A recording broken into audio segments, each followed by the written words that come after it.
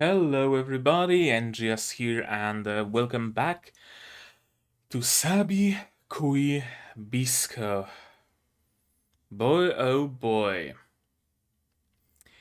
This episode is releasing late because I will be honest with you, I'm scared of watching this episode.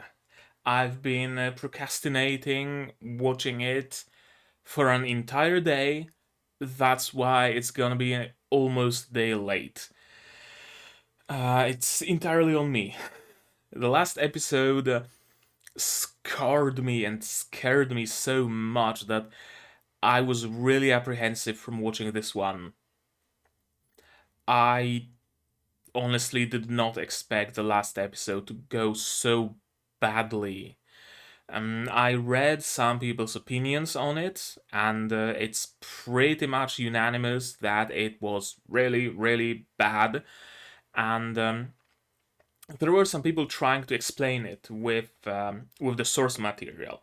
That apparently in the source material, Kurakawa's office instantly was flooded with his minions. They started crawling out of the walls from underneath the floor, dropping from the ceiling and whatnot. But when it's established that you have magic mushroom arrows that can instantly grow a mushroom the size of a building, hundreds of enemies swarming into a one tiny little room is kind of moot, right? Whether it's one incapacitated enemy, Kurakawa, or it's three of them, or it's 300 of them, mushrooms are so much of a Deus Ex Machina by now. They've been established as Deus Ex Machina from the very beginning, that it's very hard to accept that they had no way out. They had no way to, kill Kurakawa in the last moment. Hell, shoot one of the arrows that actually grows a huge mushroom the size of a building and crush everybody against the walls and against the ceiling. Right? Simple. Then, of course, yeah. Then, of course, we have other issues. Like Bisco somehow being able to catch up to Milo despite being so severely injured, and Milo having a very long quick start, a head start. Like, where did Milo's rust arrows come from? Why did Pawu decide to, oh yeah, I'm free now, I'm gonna run?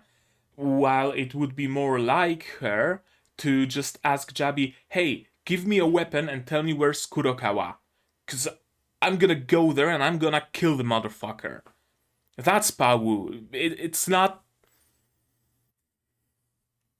Every single character, besides Kurokawa, was outright assassinated in the last episode.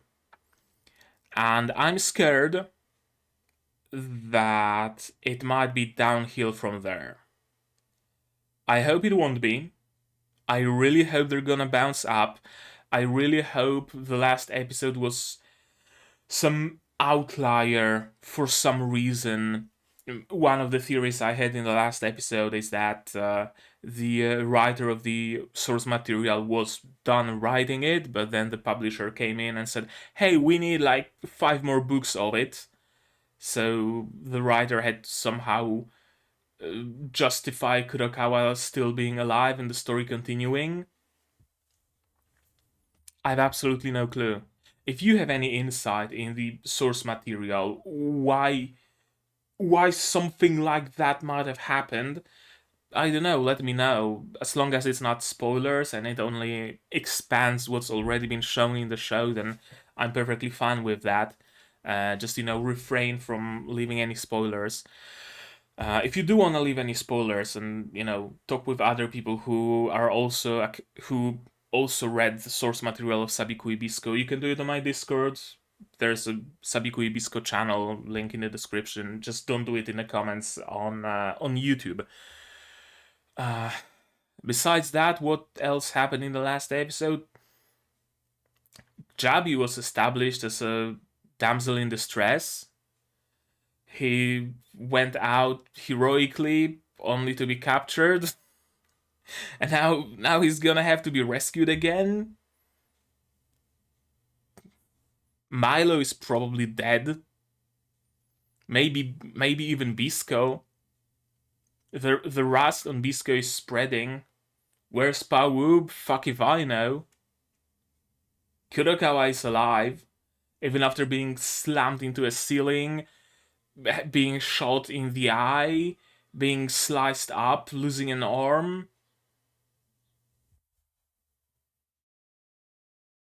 Why did nobody at any point try to get rid of Kurokawa? That's still something I cannot grasp. Milo clearly had the intent. Bisco shot him in the arm for some reason instead of shooting him in the head or in the heart. The only explanation I have, actually, genuinely, seriously, the only explanation I have is Kurokawa predicted that they're gonna attack him and spread some brain-eating spores in the air that rotted everybody's brains, and they acted like complete R-words. Yeah, let's just get going with it. Can't get any worse than that, so hey, that's at least something, right? I highly doubt they will manage to make an episode worse than episode 8. But I hope I'm not wrong. I hope I'm not wrong. I hope episode 9 is gonna be better. Now, let me check real quick. Is it really episode 9? It is, and I can see we're gonna start with the OP. So, Sabikui Bisco, episode 9. Please be good. Version by Sabs, please, is gonna be starting in 3, 2, 1, go. Also, in contrast, Tokyo 24-Ku episode 8, amazing. Well, maybe not, comparing to like other anime, it certainly didn't make Tokyo 24-Ku anime of the season or anything like that. But compared to other episodes of Tokyo 24-Ku, episode 8 was a fucking masterpiece. It was the series was steadily going downhill, and then episode 8 uplifted it. The complete opposite of what happened with Sabikui Bisco. That's why I find it, funny to mention that two series and one got immensely better at episode 8 and the other got immensely worse at episode 8.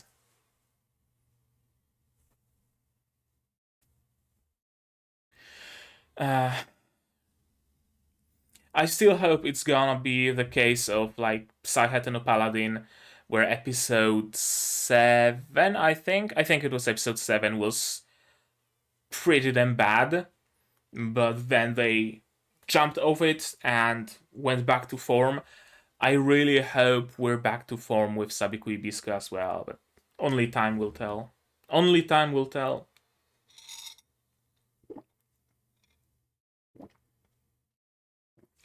And this is Rooibos with cinnamon and orange. Okay, who went to Afterlife? Milo?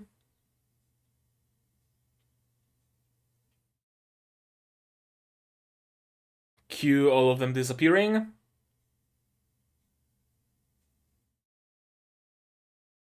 No, the distance expanding, the white void. And Milo, wake up.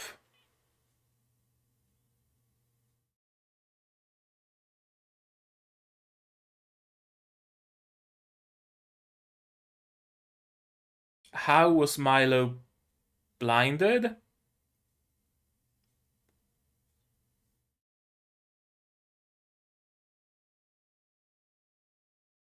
He had some arrows in the back. I haven't seen Milo get arrows in the eyes. Yeah, sure.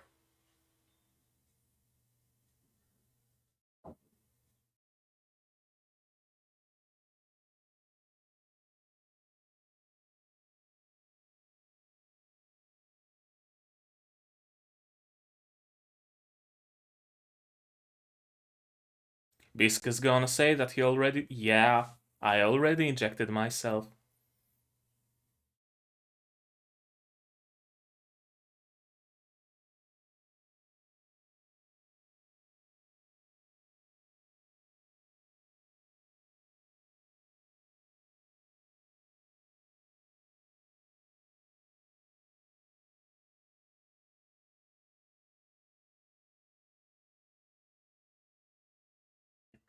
No, I don't think Bisco is angry, yeah.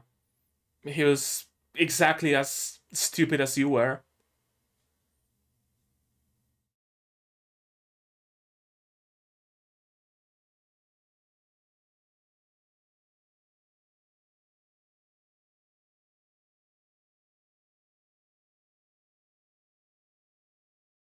No, Jabi was captured, actually. Yeah, she's so impressive that she got captured with her pole. And she didn't want to fight after being freed.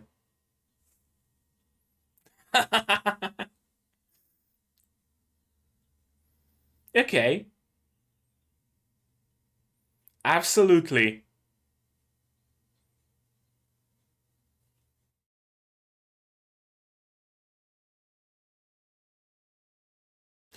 You're saying it like it was a bad thing.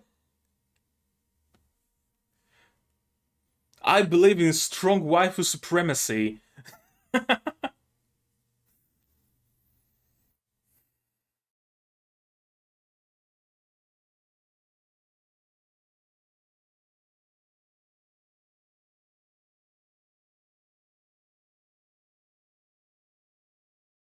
Ah, so he didn't die in the end.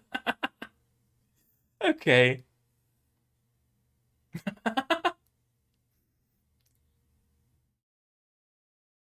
Oh, I doubt it. Pao seems to have at least somewhat fallen for Bisco, so. Yeah, that's a death flag if I've ever seen one.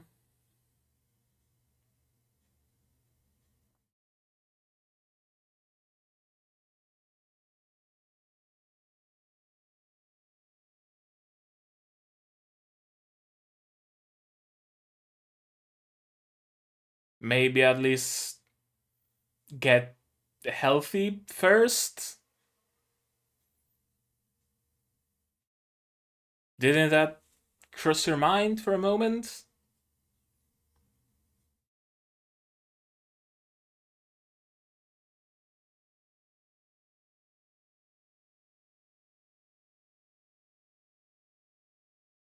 Yeah, that's a death flag. That's a death flag. That's a death flag. Absolutely 100% a death flag. So many fucking death flags. Question is, for Milo or for Bisco?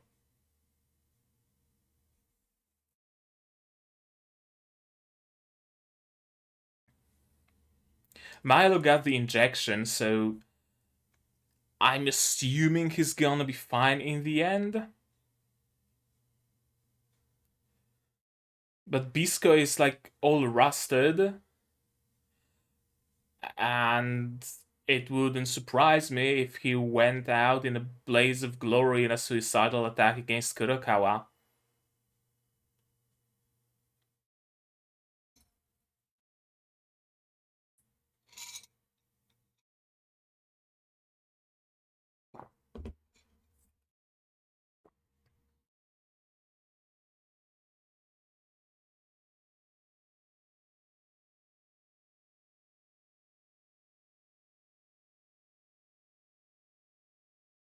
And something tells me Bisco doesn't need Pau.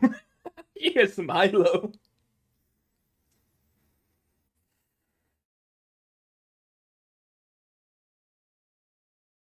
That's another death flag. That's another death flag. That's another death flag. Should have should have gotten a piece of paper and tallied them all.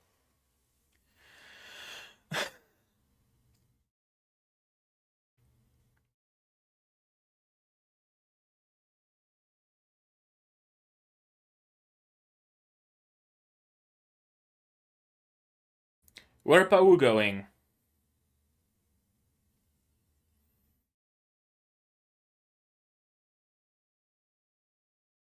Huh?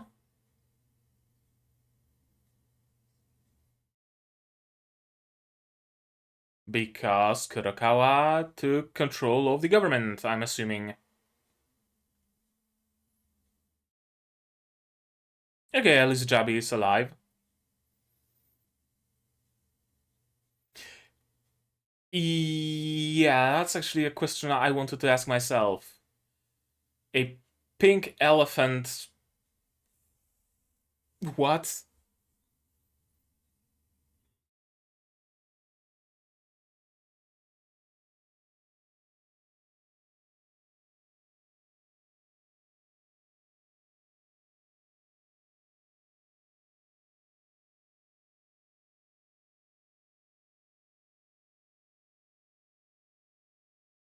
Mm-hmm. So you found some way to spread more rust. Is that it? Yep. Liquid rust?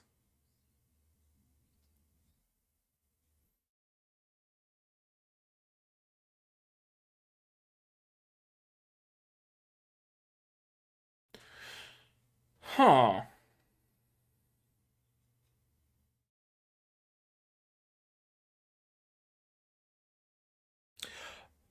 Oh, he's been doing that for a while? Or is it like a new idea?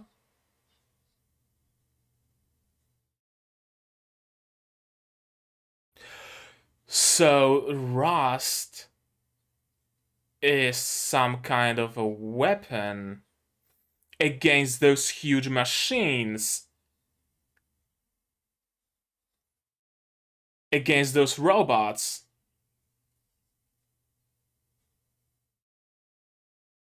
Tetsujin. Okay.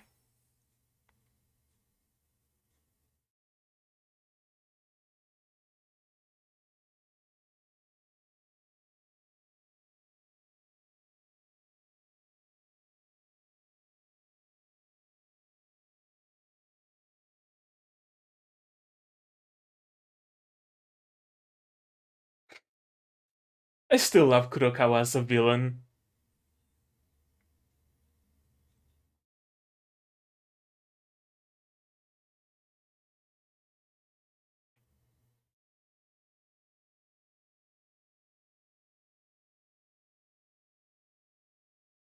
So that no more. Yeah.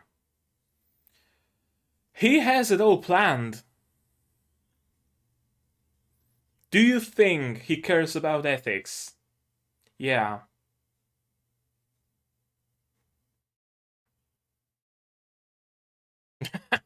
Let's join the dark side of the Force.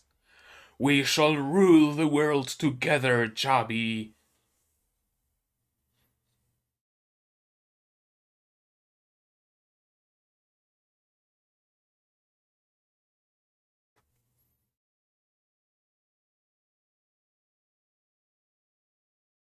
Hmm.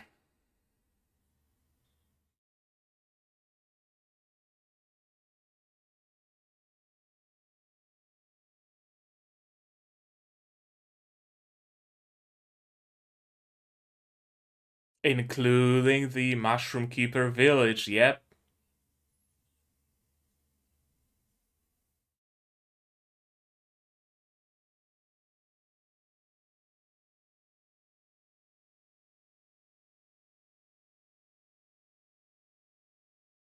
Yeah, you shouldn't have gotten so close to him.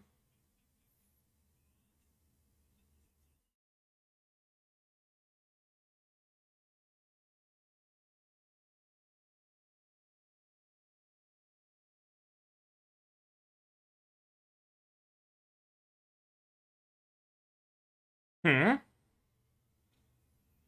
Is that Bisco in a costume?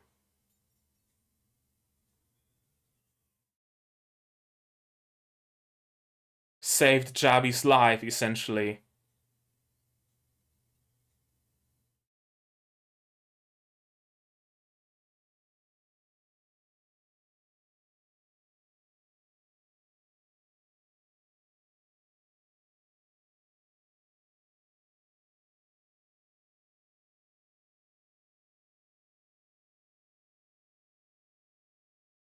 Yeah, that Bisco. That's Bisco.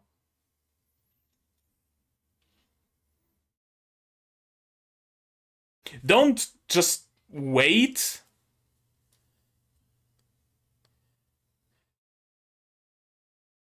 Why are you waiting? Don't get me wrong, the music is amazing, but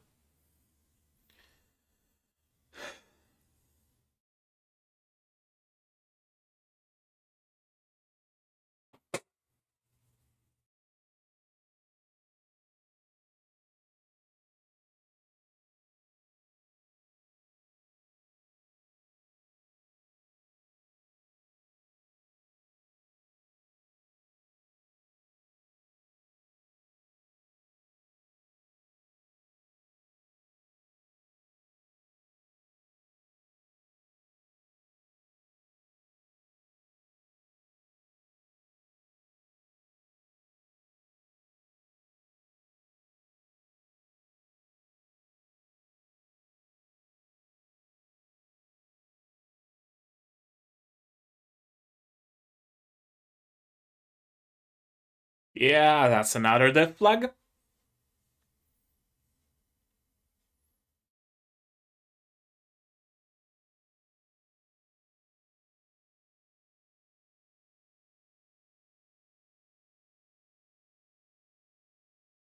And while you were talking, Kurokawa was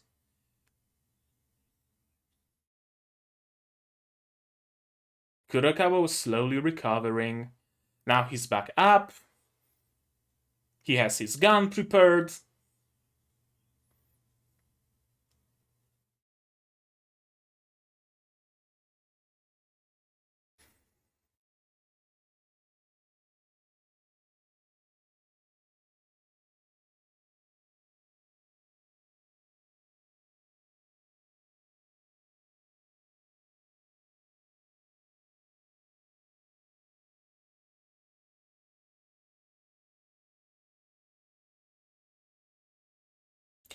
The music. What the fuck are those? Hornets? That's a cannon.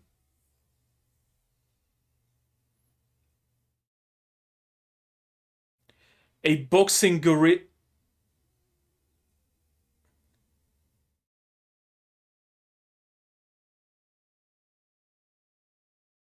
I mean, I'm glad Pau is here, but what the fuck? Uh,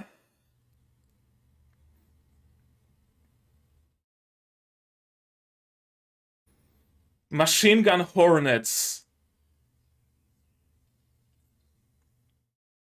No, you didn't. An eye for an eye, huh?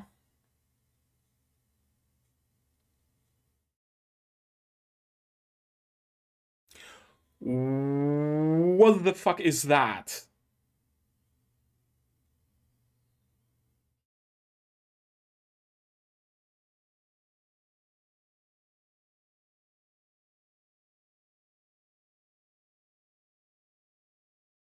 I mean, I'm glad that at least the villains are following the same modus operandi as the main characters and they just aren't shooting their enemies.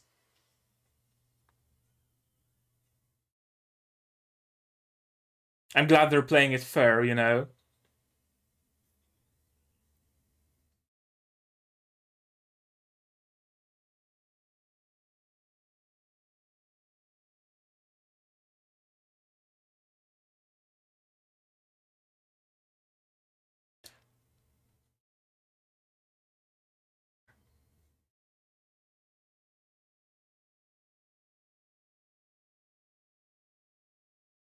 Oh,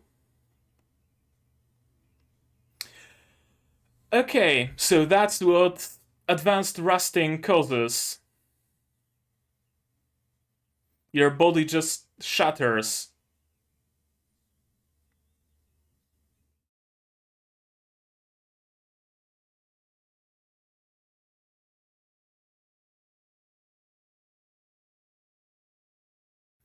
I mean, that's true, there is still hand to hand combat.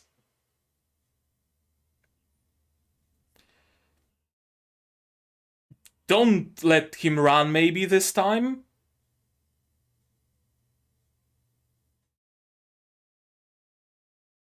It would be better if you actually didn't let him run. I know that it's not something they're used to doing, but not letting the bad guy go would be the proper thing to do.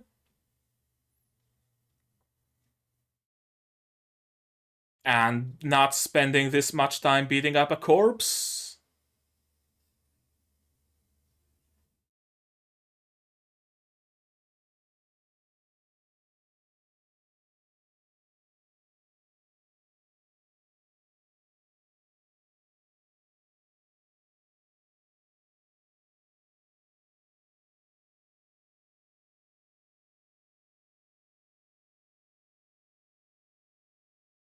Oh, there goes his arm.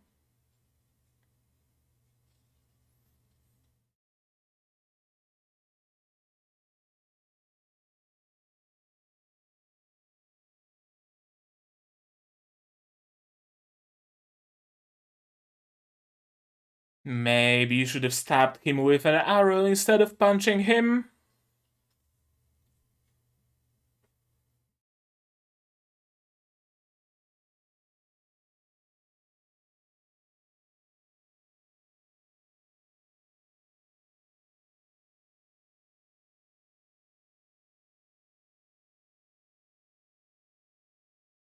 Milo? Milo.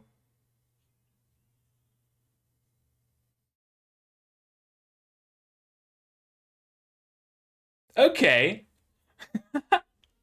I mean, that's one way to attack him.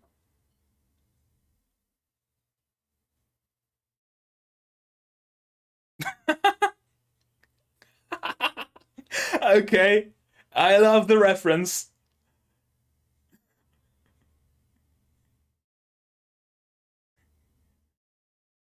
I somehow doubt it.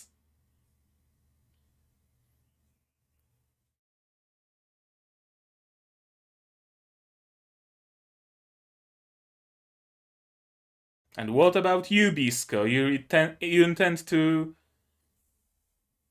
get out of there, maybe? Oh, it's. We're nearing the end already.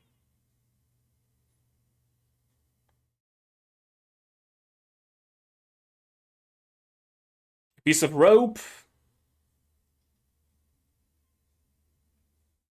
No? He's just gonna. Okay, he's just gonna die.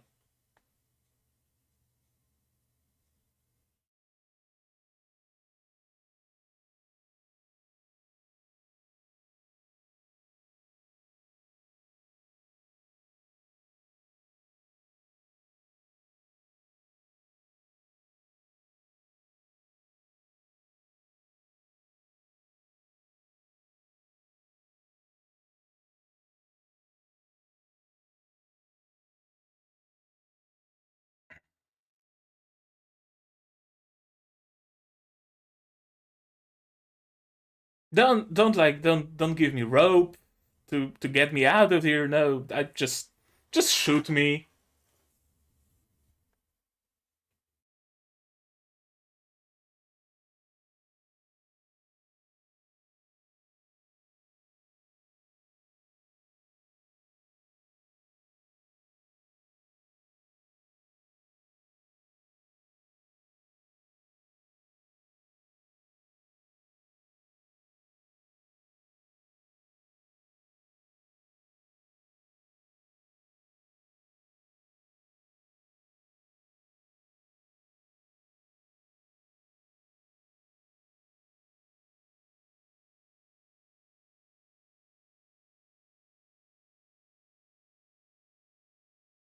Okay, so that's the title of the episode.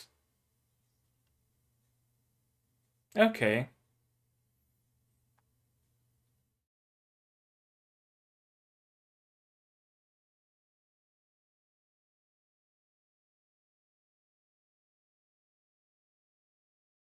Did just a guess. Just a guess. Will Bisco's soul inhabit the Tetsujin? Just a guess. Just a guess. But let's go through this episode again.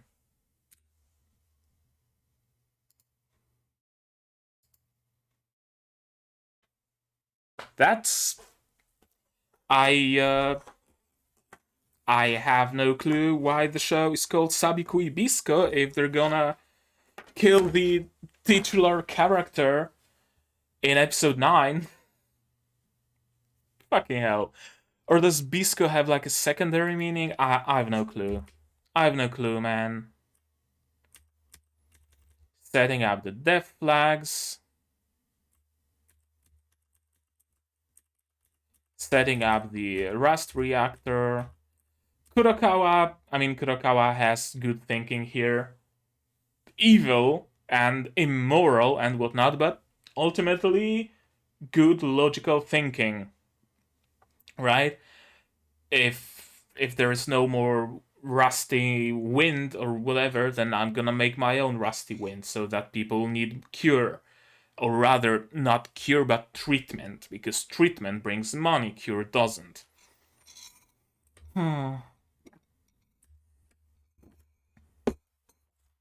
Oh, it's like half the episode. Okay, I'm gonna go to back to the beginning, and maybe I will have something more to say about them setting up the death flags. Besides that, the whole half episode was just setting up the death flags.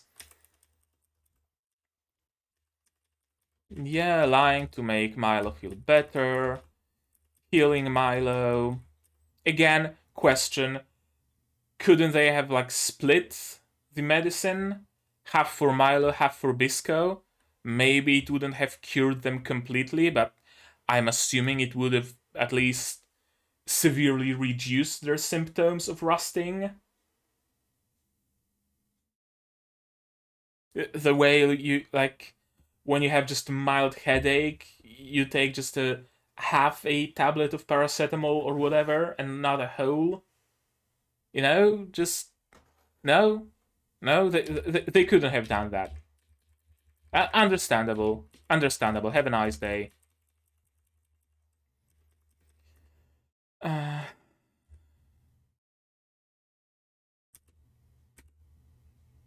yeah, Milo actually had plenty of experience with women. He was like healing people in the brothel, and every girl there was all over him. Like, kind of heavy. I guess I like the joke about Milo operating the dude, and that's the reason why he didn't die. We're partners. We're together forever, even after we die. I'm not going anywhere. Yada yada yada. I don't deserve it. I need to help save hero. Uh, yeah, Tetsujin. Okay, so that's interesting. We already knew that the Tetsujin. Oh, my one of my mandarins just rotted. That's not good. Uh, We've already seen multiple Tetsujin. One, well, I say multiple, but we've seen one in the village where all the kids were living. I was wondering if they were some sort of a weapon that brought the end of the world as we know it, essentially, and if maybe Rust was created as a weapon against them. But it turns out that it was the Tetsujin that were generating the Rust for some reason. Probably also as a weapon, a universal weapon, because it is both a bioweapon and a fully, destruction weapon. It affects enemy vehicles, enemy weapons, enemy combatants, everything. But it's fairly uncontrollable. Yeah, join me on the dark side. Together we can rule the world. Bisco to the rescue.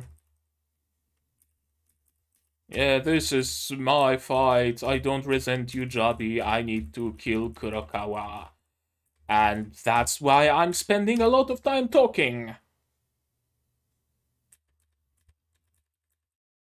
Now, don't get me wrong, it's a nice, tender moment between Jabi and Bisco, but it's like 1354.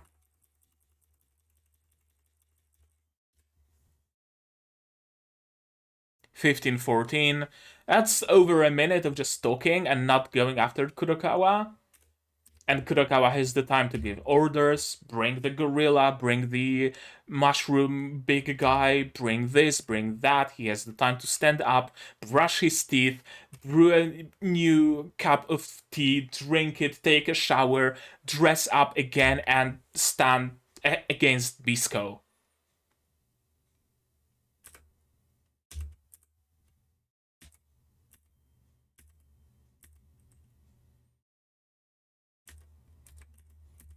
The designs of weapons are completely outlandish as always. A pink elephant being a gun, that's extremely Sabikui Bisco. A punching boxer gorilla with a helmet and body armor. Yeah, thankfully Pau is here, and it's only been a day. They really didn't take the time to rest up or anything. They just... Bisco is shot, and yeah, again, I'm very glad that the enemies are an equal playing field. The main heroes are doing fuck all to defeat their enemies, and the enemies are doing fuck all to defeat the heroes.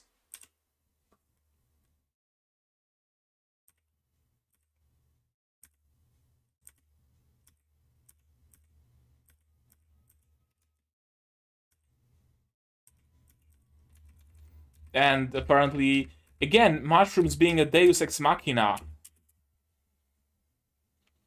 Two random mushrooms sprout in front of the dude, and the bridge gets cleanly cut in front and behind him.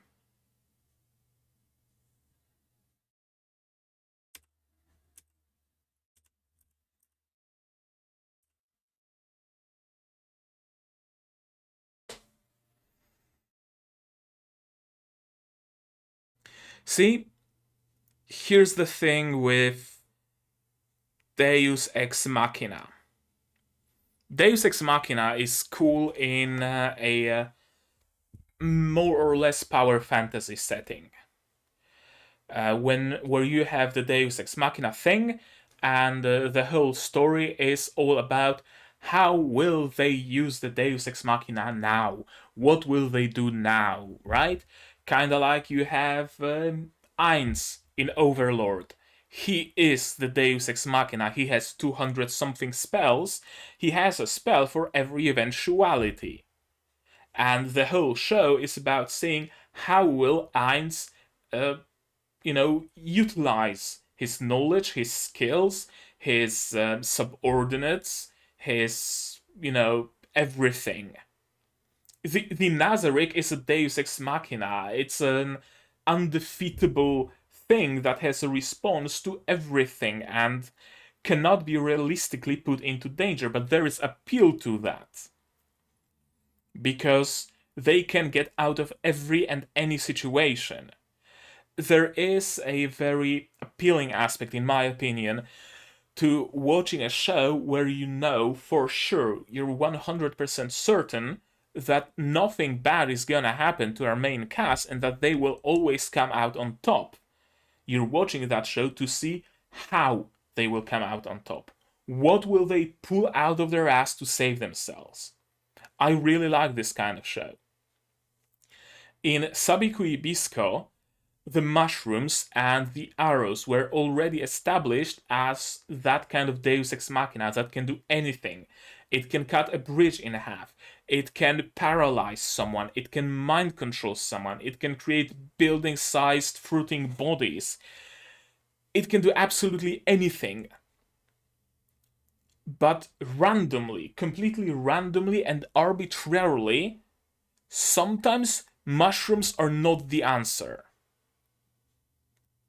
And that's the bad kind of deus ex machina, because I can't even enjoy thinking about what crazy and wacky shenanigans they're gonna do to get out of a sticky situation, right? I can't be like sitting on the edge of my chair right now and wondering, oh boy, what kind of a mushroom will Bisco use now? Is he gonna use an acid mushroom? Is he gonna make a mushroom fingers for himself? Oh, that would be cool if he got like a mushroom arms, 2 more mushroom arms growing out of his back. That would be great, I can't do something like that right now because he might as well just not utilize those mushrooms. Arbitrarily, they might be just not a thing. Because it's been established in previous episode that when mushrooms would be an answer, would be a solution, they just aren't used because no. So it's not right now. It's not a show that has no all-powerful elements to it, right? No Deus Ex Machina, so no anything like that. And so you're always on the edge, worrying about the main characters, because they can just pull something out of their ass to save themselves. They are actually in real danger. And it's also not a show that has that constant Deus Ex Machina, where the appeal is what are they gonna do next. You're not worrying about the main characters. You're just you just want to see the spectacle. It's not Sabikui Bisco is right now neither of those, and I'm not a fan. I'm not a fan because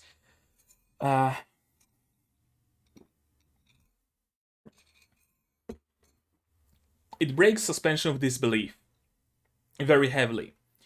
When something is established to be a factor, to be a thing that can be used and utilized, but arbitrarily it becomes a non-factor. What would be other examples of that? For example, you have technology established in your world, right? People have artificial bionic eyes, they have bionic limbs, they have entire artificial organs, people are uploading their consciousness to robot bodies and whatnot. And in that world, you have an amputee. You have someone who has no arm.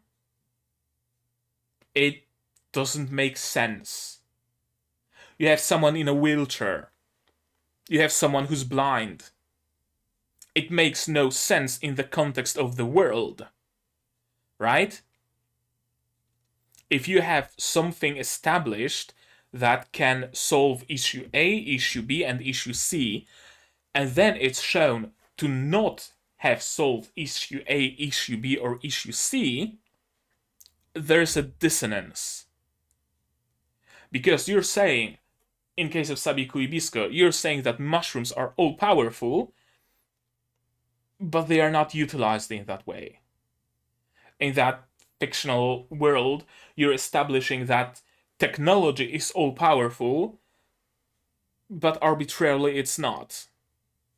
I really don't like it. I really, really don't.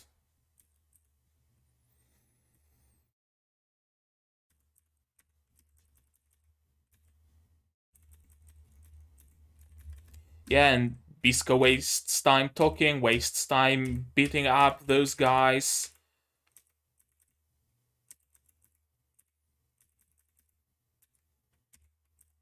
Thankfully, Milo to the rescue, and yeah, Deus Ex Machina in the shape of Milo. Which is again weird that he got healthy so quickly and managed to catch up with Bisco. Let me remind you, Bisco was on Akutagawa, but Milo just caught up to him. Just like that. If this was Pawu who saved Bisco, sure.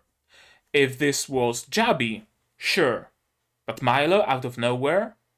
Like, it makes sense narratively, right? And it adds emotional load to it, so to speak. That first it was Bisco who saved Milo, and now it's Milo who's saving Bisco, and they have a chance to have this heart to heart, very, close talk.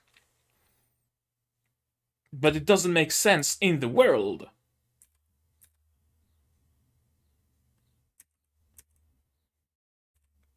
I really like this though. This scene. I really, really enjoy it. Yeah, Bisco isn't punching him, isn't pulling a knife out of his ass. He just bites him in the what's it called? No, jugular is here. He bites him in the vein that gives brain blood, and then throws him off and falls with him. Love the reference. But what I don't love is this. Bisco is still floating on top. Kurakawa is already drowning. Half his body is already burned. There is no way in hell Kurakawa gets out of it. If you have doubts of whether or not Kurakawa can get out of this situation, ask Milo to shoot him in the head. Bisco is still floating on top. He's still sitting on top of Kurakawa. Bisco's feet don't even touch the surface yet. Neither do they now. Neither do they now. Bisco is still on top. Bisco is still on top. Bisco is slowly drowning, but still mostly on top. Why aren't you saving him? Why is there absolutely no attempt made to save Bisco? Throw him a rope, grow a mushroom beneath him, grow a rope mushroom on the ceiling, for fuck's sakes! They're talking and talking and talking and talking, and Bisco is drowning, and they're talking and they're talking and they're talking, and Bisco fucking drowns.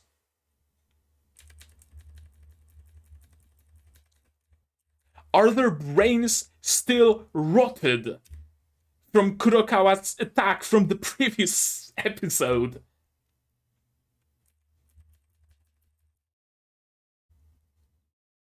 Throw him a rope! Throw him a fucking rope! Am I wrong? Am I wrong in saying that?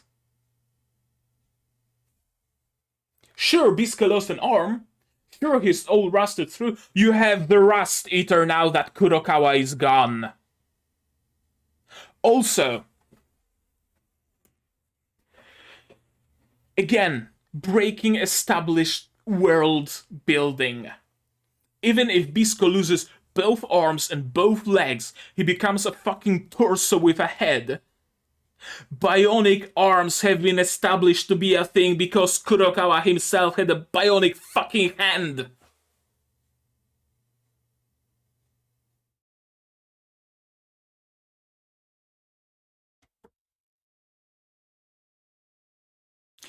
Right now, what it looks like is Bisco just fucking commits suicide on purpose. Yeah, no, I didn't want to live anymore, just fucking shoot me, mate.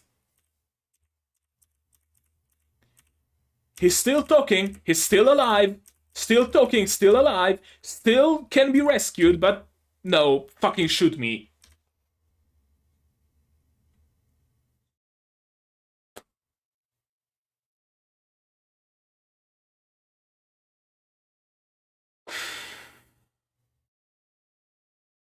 Now the Tetsujin here in the background, and later the appearance of Tetsujin in the after credits scene makes me think that maybe Bisco's soul will be transferred into it, but that doesn't make it any better. Bisco still sacrificed himself for no fucking reason. Like, literally, he didn't have to, like, I would have understood it if Bisco had to hold Kurokawa in, like, full Nelson or whatnot so that Kurokawa doesn't escape and Bisco has to go down with Kurokawa. Or if Bisco dragged Kurokawa in and they both fell on their side and they were still struggling in the molten rust or something and Bisco was beyond help, but he clearly wasn't! So what the fuck? Is that red light lost forever? Probably.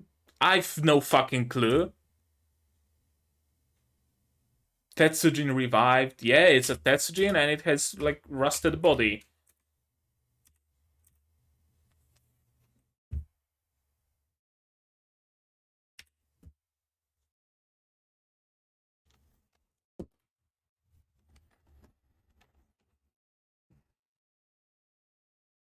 I'm disappointed. Honest. I'm disappointed. Up to episode 8, the show had no issues with suspension of disbelief. It had no issues with continuity. It had no issues with people acting irrationally. Everybody was smart. Everybody was rational. The rules of the world stayed consistent. What happened? What happened in episode 8? In episode 8 and onwards? I'm genuinely asking, it's not a rhetorical question. What happened? I'm assuming what happened to the source material. I doubt this episode is like anime original. What happened with the writer? Did the writer change? Did he hire some ghost writer to write it for him? Did he try to sabotage his own book? Or was Sabikui Bisco actually supposed to end where episode 8 was, but he was ordered to write more? What happened? How could such a great show have fallen off so much?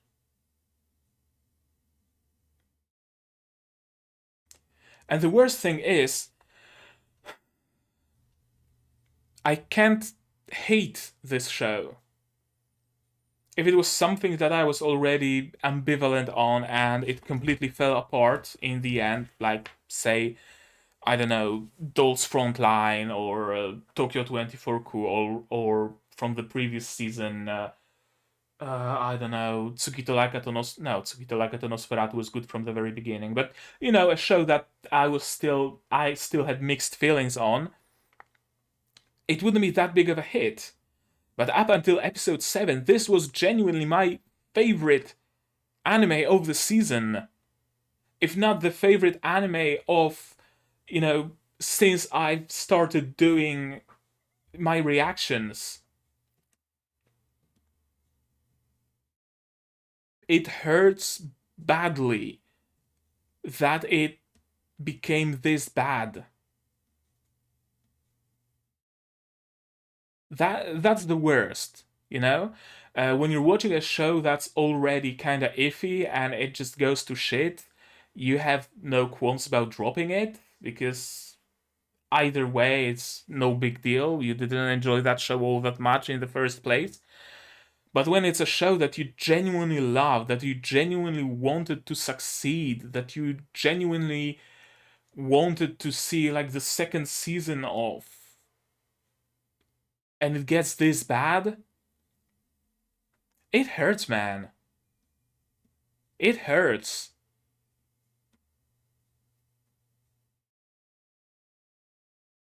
I I have nothing more to I have nothing more to say.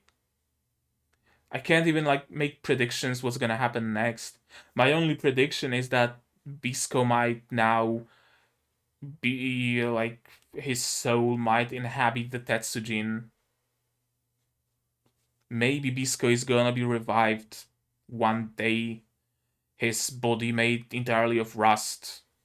Maybe they're gonna make him a mushroom body and transfer his soul from the Tetsujin into the mushroom body. I don't know. I'm just, spitting bullshit right now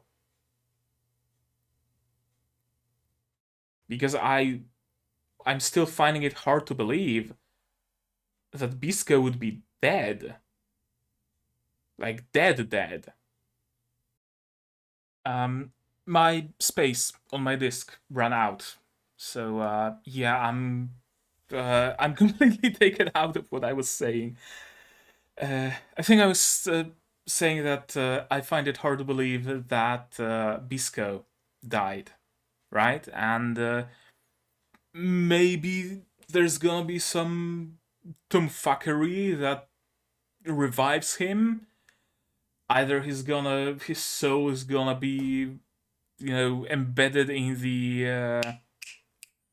whatchamacallit, in the Tetsujin, or maybe mushroom keepers have something innate to them that makes them regrow as mushrooms, or something about the molten rust is different than the rust that Bisco had, and he's gonna be revived in a body made of rust. Uh, yeah, I've absolutely no clue. And I'm recording this end because I didn't give you guys an outro, and the video cannot not have an outro. So I'm gonna just stop talking about it, about this episode, because I've got nothing more to say. Honestly, I need some time to process it. I think it's gonna be Sabikui Milo from now on, I guess, or they will find some way to revive Bisco. I don't know what's gonna be worse, honestly. If they keep Bisco dead, well, we have a situation where the character that the show was named after is no longer in the picture, so that's not gonna feel great. If he does get revived, I can't find any ways he would be revived that wouldn't be complete bullshit, which isn't a great thing either. Maybe they set off on a quest for some resurrection mushroom or something that they want to find to revive Bisco, and that's gonna be the story for quote unquote second season, for however long the second season would take in the light novels. I don't know where we're at light novel wise right now, but I don't know, the next volume of the light novel might be about Milo's, Pau's, and Jabi's journey to find a way to revive Bisco. Maybe, maybe, I don't know. I don't know, and yeah, I'm gonna need some time to process it. I'm hoping that episode 10 is going to be better. It will be really, really, really, really, really hard to make an episode worse than episode 8 and 9, to be honest with you. So my hopes are up. Let's just say. But yeah, that's gonna be it. So you guys, tell me in the comments, what did you think of this episode? What did you think of my reaction? What did you think of my predictions? Just, keep it spoiler free. I don't want to know if Bisco actually gets revived, or if Bisco actually dies, or if Milo gets... Maybe Bisco's soul will possess Milo, and Milo goes Bisco mode, his hair turns red, and he becomes a great fighter or something. I don't know, I'm just spewing bullshit right now. Whatever happens, don't spoil it to me, right? I want to see it through. Whether it's a garbage fire or it's gonna become good, I want to see it through myself without any spoilers. Okay? Okay. Leave a like if you liked it, leave a dislike if you didn't like it, but tell me why so I can improve. Subscribe to the channel so you get notified of future releases not only of Sabikui Bisco but also Symphogear, Tokyo 24Ku, which got much better with episode 8 by the by, in contrast to Sabikui Bisco, Dolls Frontline, and Arifureta Season 2, which is also quite nice, to be honest. Better than I hoped. And what else? If you really like what I'm doing, instead of subscription or a like, you can support my channel on Patreon. Link in the description. For just $1 a month, you get access to a special channel on my Discord server. You get a nice orange roll. You get to feel special. Although my server is more Patreons than non-Patreon users, so yeah, you're not gonna be all that special after all. Join my Discord server while we're at it. Link in the description. It's open to everybody. Come, join, hang out, talk about things. Talk about Sabikui Bisco. We have spoiler tags and the Sabikui Bisco specific channel where you can throw those spoilers around if you feel so inclined. Share those videos if you know someone who would like it and would enjoy my rantings. Share the link. The more you guys are sharing my videos, the more YouTube itself promotes my channel, and the happier I am, because the more people are watching my stuff.